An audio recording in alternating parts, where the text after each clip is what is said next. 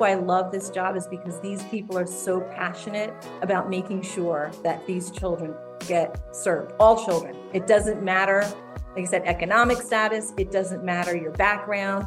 It doesn't matter. It matters that these children have the same opportunities as their permanently housed peers.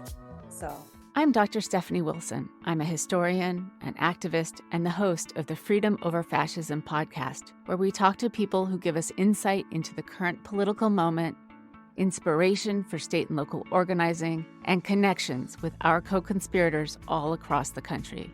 You'll meet rural organizers who focus on electing young and diverse candidates, independent journalists who prioritize democracy over disinformation, and candidates building change at the state and local level. I invite you to join the Freedom Over Fascism community and listen to Freedom Over Fascism wherever you get your podcasts.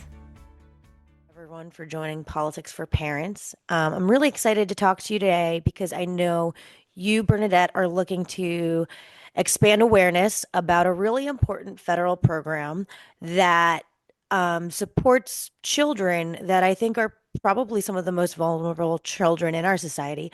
So we're talking about homeless youth and homeless students specifically, and the McKinney-Vento Act, which is a federal program that aims to support children when they're support homeless students, rather. So the McKinney-Vento Act supports homeless students in our public school system, and we're here with Bernadette Knoll, who has knowledge and experience with this program. So Bernadette, thank you for joining today, and I would love to just kind of get an intro to you and your background. I know you're a social worker. You're also a grief recovery specialist. I think you also have a book out. But I'd love to know about kind of your background and the expertise you bring to this subject. thank you so much for having me, Nicole. I'm so excited to be here. It means so much to me because I feel like you're my wish come true. I really believe thank you. in expanding what I didn't know as an educator. So some background is, when I was in fourth grade, I told my mother I wanted to be a teacher so I can show teachers what it's like to be a real teacher. And that's from the social emotional piece, because I was very sensitive as a child. Okay. And so that's where that came from. And since then, I've had this advocacy for making sure the voices of all of our children are recognized, heard, listened to, and just being in the same space with them. So that's where that comes from. I don't remember that story. My mom does though. And so then, I'm a teacher, former educator for over 20 something years. My son says, you should say 25 or 30. And I'm just like, okay, teaching, little preschool kids. And he says, no, that counts too. So preschool through college, urban, suburban, rural, private, public, and international school settings. And I say that because of this McKinney-Vento law. I also have my master's degree in education. And there were two things that I did not know about. And when I discovered them, I am like, why did I not know about this? And one of them was this law, McKinney-Vento, and the other one is supporting children with loss, any kind of loss. So the two go hand in hand. So that's my other role right now. I'm a grief recovery method specialist. I'm an educator on grief for any kind of loss. So there's over 40 something different kinds of losses. I was certified through the Grief Recovery Institute. It's the only evidence-based grief recovery program in the world. And there's different programs, and I do seminars on that as well. And what I usually do is blend the McKinney-Vento piece with the education piece, because when you lose a home, you're having a loss, you're grieving. Of course. And so it's hard to have someone continue to move forward in our society when that grief hasn't been held or looked at or examined or given space for that. So that's a little bit of a background on myself. And I kind of, you just said something that resonated with me, because I think theoretically, that concept may escape people. They may not necessarily understand the grieving component of, a child losing their home in a situation where their housing situation is unstable. But I would ask any parents to think about, I know we've talked about potentially moving or renovating our house, right? And that's like a first class problem to have, right? But if we talk about moving, my daughter gets so upset because this is the only home she's known. And even if we were to leave this house to move to some amazing mansion, like she would still be upset and feel a sense of loss. Yes. And there's actually a Bluey episode about this, which has gotten some criticism. I'm not sure why, but it's like Bluey's family goes through, like her dad gets a new job and they have to move. And it's really, they do display the grief that the family feels over moving. Again, but that's like a good situation to be moving. Right. Um, so I just kind of want to highlight that because I think it's really important for people to think about how your own kids would feel if you moved for a good reason, let alone, Yeah, you lose your house. And there's a lot of instability probably in the background beyond that. absolutely. So that's really important to think about. And I think that also brings really important context to the meaningfulness of this law, right? Yes. And I think just to, first of all, thank you for saying all that and yay, Bluey, uh, because that's what's needed. Like I said, going back to that fourth grade story, there Yep. was no Bluey. We did not talk about grief, loss. Nobody knew. Maybe we knew it. My Gen X generation was push through it, be strong. Okay. Yes. And so when I came, the reason why, to tie this all in, the reason why I came into becoming a grief recovery method specialist is because myself personally, I had a fire in my house last year. And I took the job as McKinney-Vento navigator in January. The fire happened in February. And this house took me 13 years to get on my own. I'm a single parent. I had it for 4 years and the fire happened. And so it hit hard. And all of those losses. So talk about like what you just said, right? Dad or mom has a new job. It shifts everything, right? So what they say is grief is two top definitions. Grief is the normal and natural reaction. Okay. So normal, natural Mm-hmm. reaction, emotion, right? To any significant loss. Okay. So that's one. And natural is important. So it's natural to be mad. It's natural to be angry. It's Right. natural to be sad. But where do we put that in our society? So then jumping back to McKinney-Vento, kids who have lost their home, Mm-hmm. right? They didn't plan on that. It Yep. happened. So it's normal and natural. They're either their emotions are going to go internal or Mm-hmm. they're going to go external.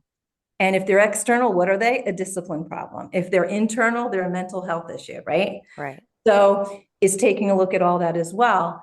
And so the second definition, and this ties in to McKinney-Vento and to what we're speaking of, right? Grief is the normal and natural reaction to any significant loss and to any change in a familiar pattern of behavior. Okay. Wow, right? Yeah. So you have these children who are in their home, and McKinney-Vento covers children who, most people, when they think of homeless, let's backtrack a sec. Most people, when they think of homeless, like myself, Mm-hmm.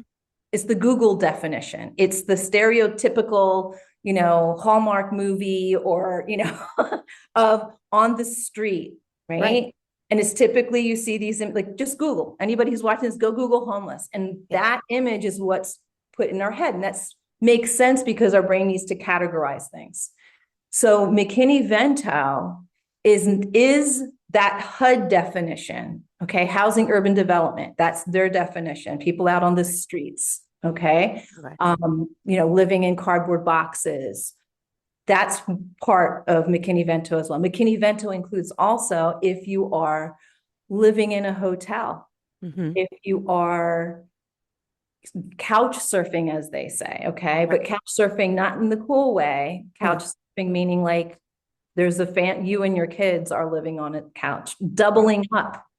Okay, I Right. had to do that as well when I had a divorce and I didn't have a place to sleep. So I returned to my parents' home with my two kids. They were both under the age of 5, Mm-hmm. and we were in one room, a bunk bed, and another bed. That's doubling up. That would have been McKinney-Vento. So kids in public school, that happened to me. I had a divorce. And I didn't have a place to go. I did not have a place to go. My kids would have been supported by this law. So again, a familiar pattern of behavior. They had a home, they had a cat, they had a backyard. And then they didn't. Everything has to go someplace. Our car ended up getting repossessed. The house is, I'm packing things up with my kids and my mom. And so those are losses, Yeah. they were so upset. And that's grief, and there's feelings there. Mhm. And there's space that's needed for all of that. So that's how I got into becoming a grief recovery method specialist, because I was personally going through it last year through the fire, trying to navigate. And I was privileged, I have a home with a mortgage, but I still lived in 3 different hotels in 6 weeks, and then trying to find a rental. And the housing market is really hard right now for people Yeah. to find a place to live. And then when I was going to not return to my house because I wasn't sure how it was going to be, I was looking for another place to live. Right now, mortgages are the interest rate is high. Yes. The rent for a 2-bedroom was higher than my mortgage for Yeah. a townhouse. Mhm. So all of those things to consider, people are having those stresses as well, the parents, while they're looking for a home. So you need support and help. And that's where the McKinney-Vento liaisons come in, that are in every single school district, in every single county, in every single state in the United States of America. Right. So there's a lot, like any federal program, there's a lot of components to this. But for our listeners, I do just want to kind of summarize quickly. So the McKinney-Vento law is really about keeping children in their like current school district, Yes, despite if they move due to homelessness. Am I correct. getting that correctly? I think Yes, to me, it sounds like this is a stabilizing actor yes, it at a is. time of massive destabilization. And we're using federal funds to help the school districts navigate this, right? It's not the onus on Yes. the public school district to keep kids that no longer live in the district. This is kind of like a stopgap to help just provide stability as well as supporting, that institution that has to kind of, navigate this. Yes. So going back to that definition, so there's Mhm. another little caveat to that, is that, so remember we said, right, grief is the normal natural reaction to any significant loss. And when there's a change, a familiar pattern behavior, right? Mhm. School, what is school? A familiar pattern of behavior, Yes, right? exactly. Yes. So I get goosebumps saying this because I get so excited, because that's what we want. Even if they don't like school, it is what's their familiar. And so if Yes. they can have the majority of their day stay where they are, while all this chaos and, mom, dad, grandma, grandpa are taking care of stuff, okay, the law's designed. The number one thing I bring is to eliminate barriers to education for children who are temporarily housed, so that they can have the same opportunities as their permanently housed peers. So I had a fire.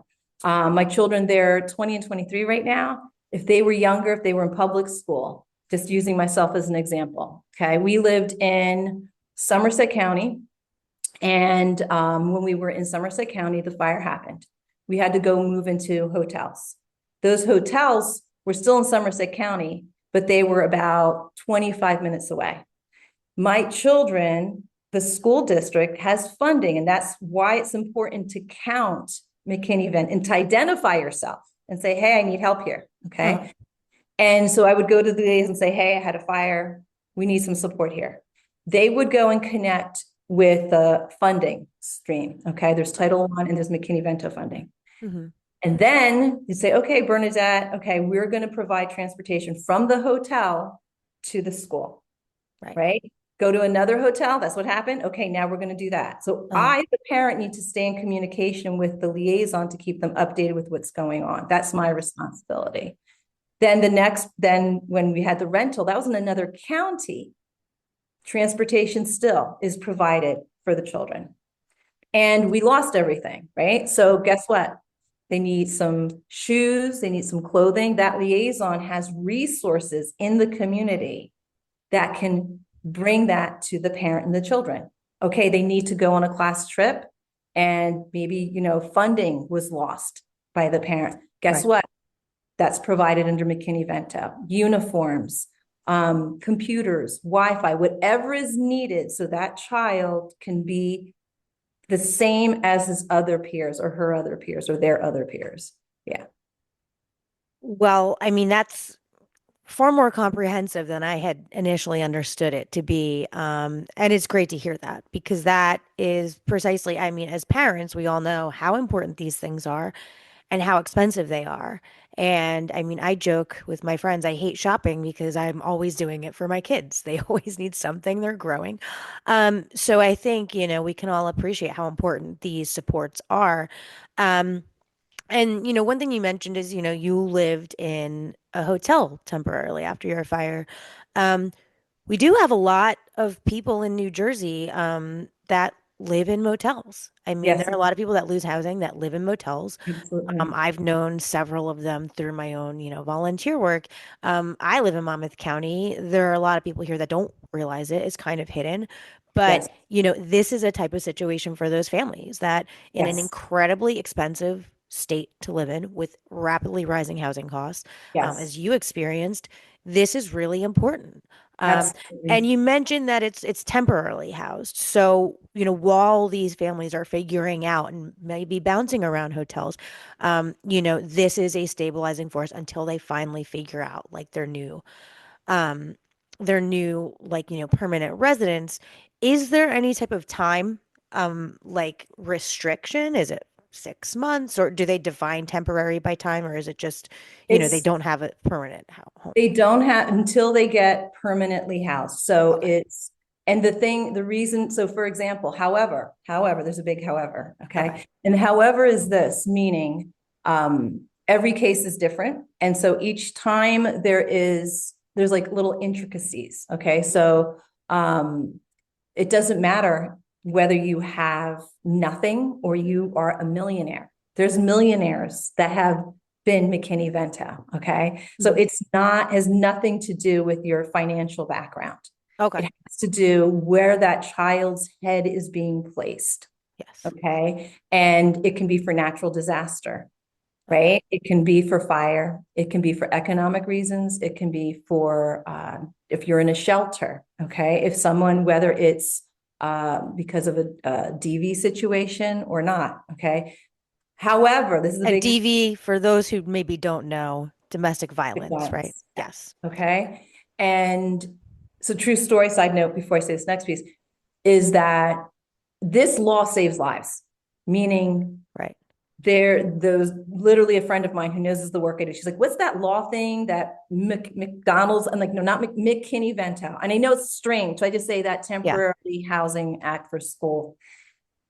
She has a family and the mother does not want to leave her abuser because she did not know that her kids can stay in the same school. She wanted to keep them in the Wow. school. So that's how deep this goes. And that's why this is personal to me, Yeah. because we're literally saving lives. So going now to the liaisons, going back to like their job also is to help get housing resources, to get mental health resources, to get all these resources for the parents and the kids to connect them with it. Okay.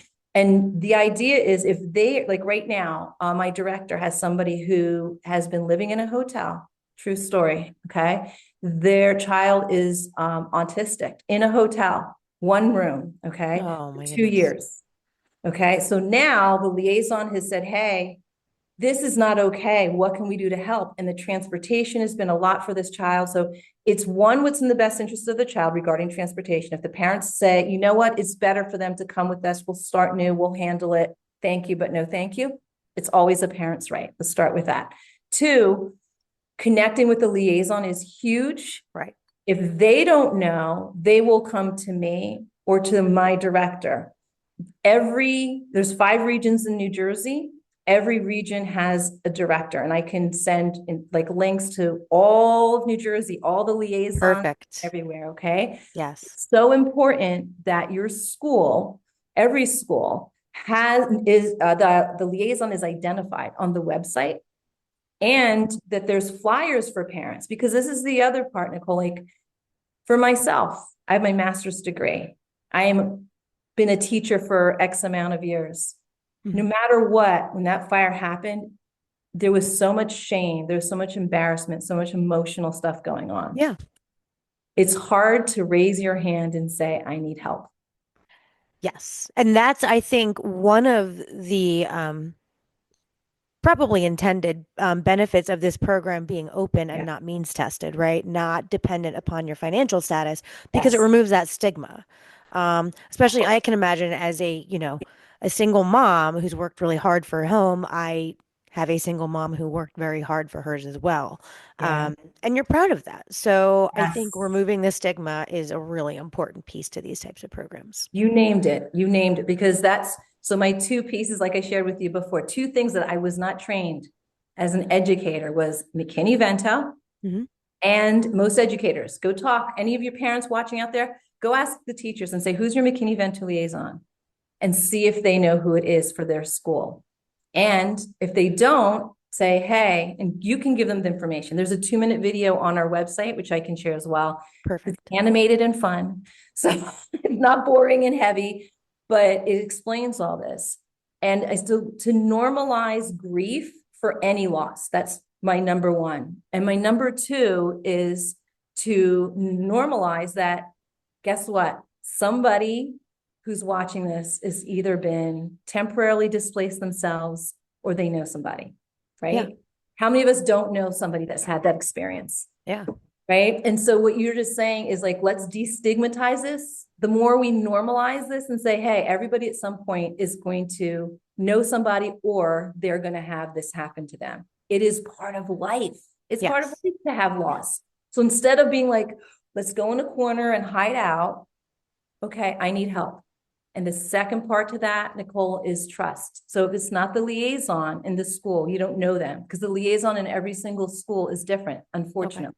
One school, it's the superintendent. Another school, it's the nurse. Another school, it's the front desk, office manager. Okay. Right. It's different. And so they have another role besides that. So if you don't feel comfortable going to the liaison, go to a teacher that you trust, go to a counselor that you trust. And if you don't, if that's still not okay, bring someone with you so you can have a witness to share because it is very emotional. And it makes sense why it would be hard to come forward and say, hey, I need help.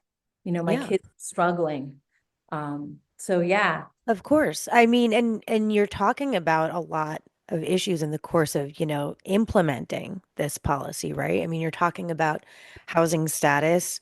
You're talking about, the needs of a family, and a lot of that goes back to the nature of, what caused the instability in the first place. Those are all really personal things.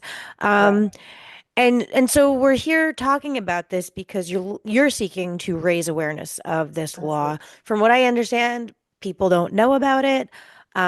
So I guess like why is that? I mean, I know you just said that, the McKinney-Vento liaison in your school is incredibly important piece of implementing this law. But a lot of teachers we know, like I'd never heard of it, and I consider myself a policy wonk on a lot of this stuff.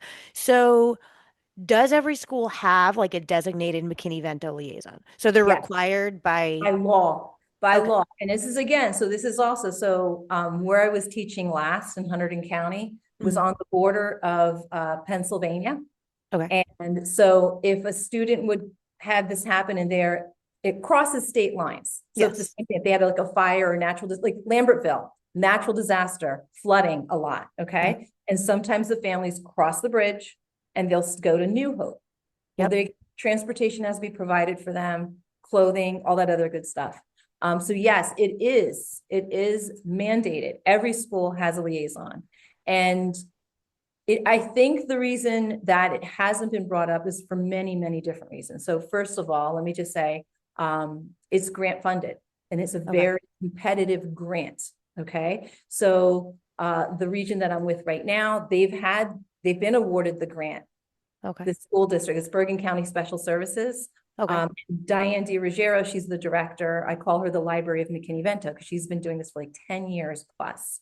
okay, The thing is that, and a couple things. One is that we need more staff. okay, So before I came along, she had one other person with her. who's a bilingual specialist for Spanish speaking families. Okay. Because that's another whole conversation. Yes. Right? Yes, it is. Okay. And so it was just the two of them for the last, I think, 3 years, 4 years. My apologies, Marcia, doing 6 counties.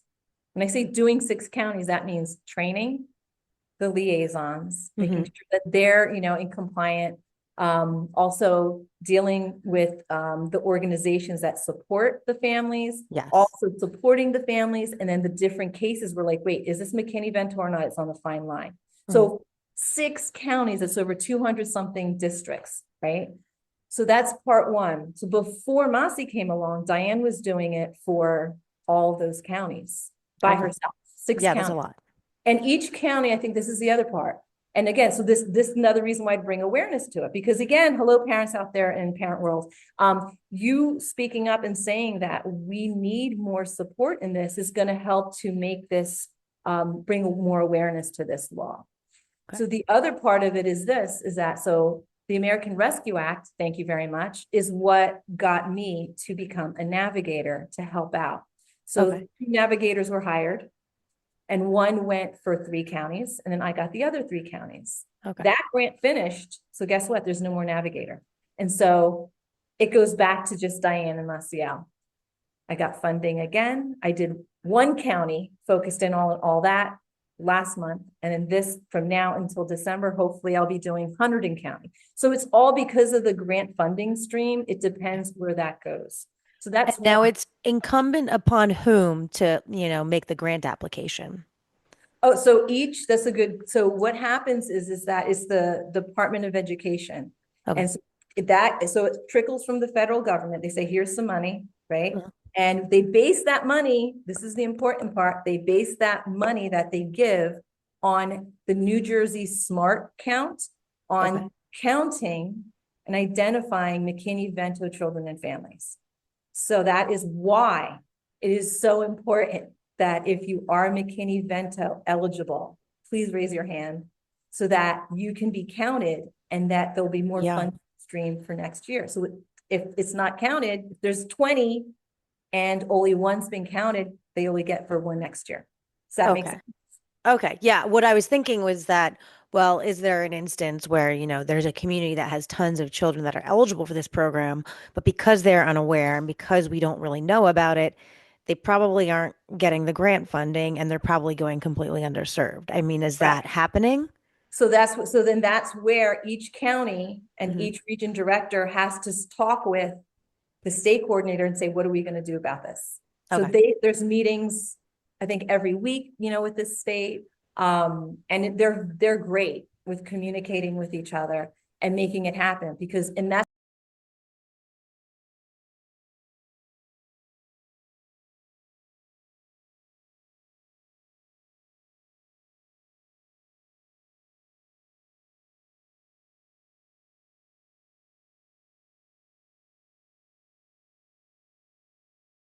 so yeah, it's pretty powerful. And I think the last reason too is just because, again, every school district has a liaison in the United States of America.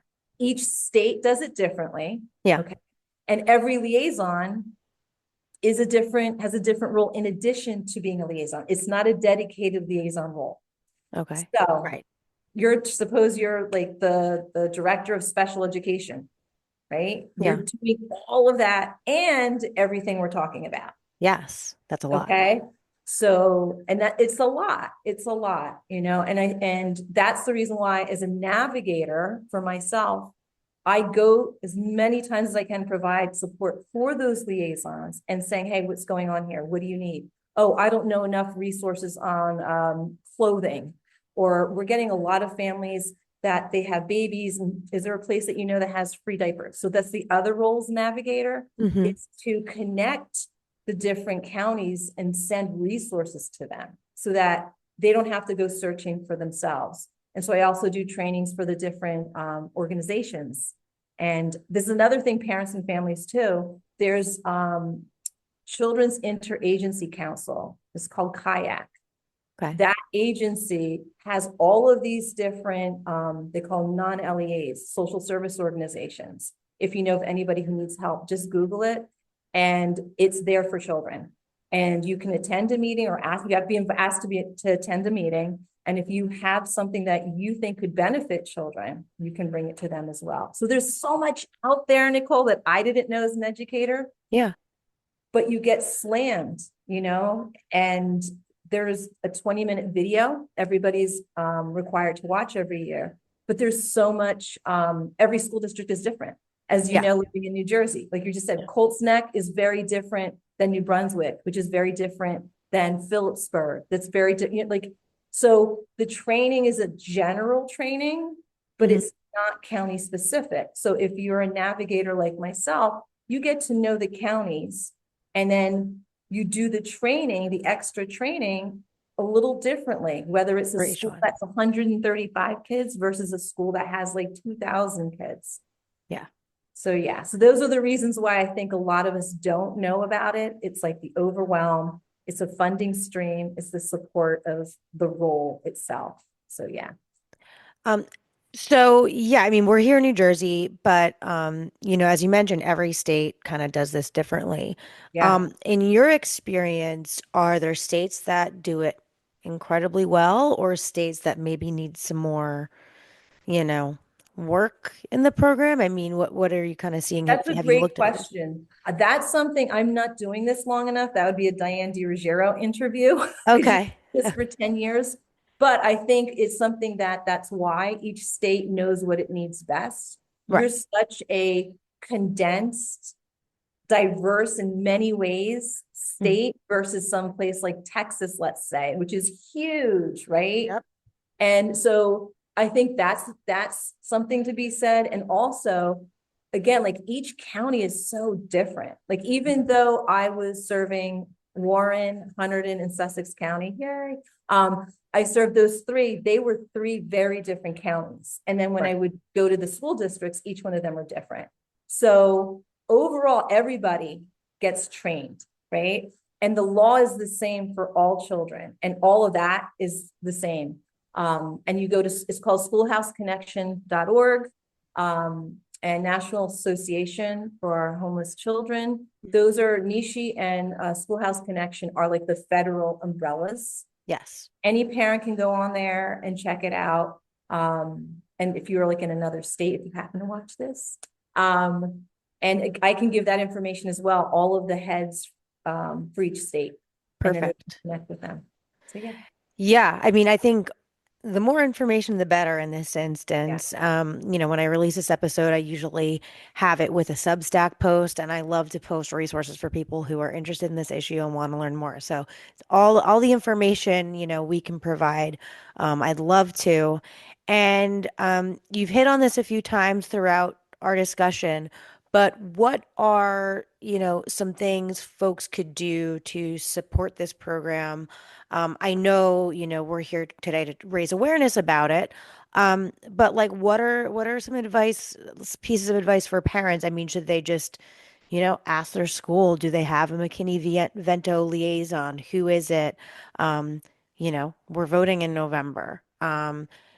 Is this a program that is automatically funded? Do we need to make sure that we're voting for people that are going to support the program at the federal That's level? I really appreciate you asking that. Yes, yes, yes. Because again, like right now myself, I was under the American Rescue Act, right? Okay, so now I'm under McKinney-Vento. So I can't do it all. I can't, and if there's not going to be funding, okay, then I really, really, really need everybody's help. Mhm. And not just me, of course, all of us who work in the McKinney-Vento world. So that's one. So yes, please, please, please. And I think this is the thing. Remember, parents, your voice so matters and it will be heard. One is definitely, go speak to your schools and say, okay, where can you show me on the website? You can start this. Can you show me on your website information about McKinney-Vento, right? And if they don't know, and just say, who can I speak with? Who's the liaison for McKinney-Vento? And I will have those lists. Again, you can find your county, find your school. Number two is it's not just for you. It's for someone else who, again, I have my master's degree in education and I didn't know about this. How about for a family who, maybe they're not educated in college, but they want to help, they need help and they don't know where to go. So one is having that, who's that person, putting it on the website. The other thing, back to school nights. So I went to Warren County. My car turned over 200,000 miles, but that's okay because I went to as many back to school nights as I can. So ask for your back to school nights for that liaison to be identified. They identify, the school nurse, who's new on staff, superintendent, and then flyers. Like I handed out flyers and I didn't say, you look like somebody who can use this. No, we just, as we were saying before, normalize it. Yeah. Hey, if you know anybody, here's Mhm. the parent flyer with information about McKinney-Vento. Oh, thank you. Thank you. It was great. And then I would say, lastly is so important is trust. Who's your trust person? Who do you feel safe with? And if you know somebody who could use McKinney-Vento, can you go with them as an ally and a support and say, hey, they're struggling. We want to be identified as McKinney-Vento for funding, not just for ourselves, but for next year, right? So we want to be counted and where are the resources for that? And every county in New Jersey has what's called coordinated entry, and coordinated entry can help as well. So yeah, I'll put that in the link too. Perfect. Well, thank you so much for all of this information. I think, people are going to learn a lot from this episode, and I think it's really great that you're speaking out and you guys have the foresight to realize that this law really only works when people are aware of it so that they can utilize it, um, especially if it's going to be based on a count. Counting, people that are experiencing housing instability has been a problem, I think, since, people collected data on it. I mean, that's always been a really difficult issue in the policy world is actually quantifying it. So I think, given the importance of this program and the necessity of making sure it's both, understood, known about, utilized so that it can continue, hopefully, we can kind of, get some movement in the right direction for you here. And I really look forward to kind of staying in touch and following this. So you mentioned that the American Recovery Act is the last grant funding. Quickly, could you just tell us like how long does that funding go through? And then like when is the next kind of like funding opportunity, if you will? What does that look The like? American Rescue Act, and there's Rest- American Rescue Act 1 and 2. Okay. And that's the other thing too. Each of those have different uh qualifiers to them. Mhm. So one of them is like it has to be direct service to the kids, meaning like direct programming, like maybe running, grief and loss support programming. Okay, which is Yeah. something I'm in the works with right now, which is very exciting. Another one, it can be doing education for parents and kids. So each one is different. Right now, I know that they just finished a 3-year grant cycle, and they're going to be starting a new one for our county. That's something I don't have the information on, but I can get that for you guys through my director, Diane Virgio. Perfect. Yes, please do. I'd love to kind of stay apprised of the funding status of the program. And, um, as I always tell people, when you need someone to call their rep, let me know and I'll make sure everyone knows like when they need to advocate. Because I think this is so important. And a lot of the parents I talk to, we talk about these issues and we think on the day to day, just like going to work and packing lunches, yada, yada, yada. I mean, you put so much into parenting and you just want your kids to just be happy, feel safe. Yes. I can't imagine how hard it has to be when you're facing some of these obstacles to kind of like show up and be there. So this program seems like it's really critical to families and children, like when they need it most. So I really hope we can like spread some awareness Yes. and we can get some people to advocate and get, behind this program. Thank you so much. Yeah. And just remember, nobody plans on being homeless. Nobody wants. Exactly. So Exactly. thank you for the preventative, everyone out there. And thank you so much, Nicole, for creating this space. You making my dream come true. right? So my car can last a little longer too, because this will get out more. And I look forward to the day where this sounds terrible, but maybe I don't have this job anymore, that it's not needed because there's enough awareness out there and it's done. So this is the beginning of all that. I'm so excited. So thank Well, you. I would love it if we didn't need these services, right? It'd be great to Right. get to a place where housing instability is not such, a prevalent issue. But where we are right now with the cost of living and I think, economic inequality and all of those things, um, this is really an important program for kids who need it. And this is an investment in our future, right? Our kids are the future. And that's Yeah. really what this is about. This is about investing in children who, through no fault of their own, Correct. are just in a tough spot, and we need to invest in them, right? That's So, great. Yes, we all invest in right. them and we invest in our communities because they'll stay in school. One of the top absentee reasons for absenteeism has to do with being temporarily housed. So yeah, Well, so there you have I it. want them to stay in school because then our communities thrive. So yes. So thank you, thank you, thank you. Thank Thank you, everybody. you. Thank you so much. And everyone listening, just take a look at the Substack post so you get all the information you need about this program and ways you can help. So thank you again.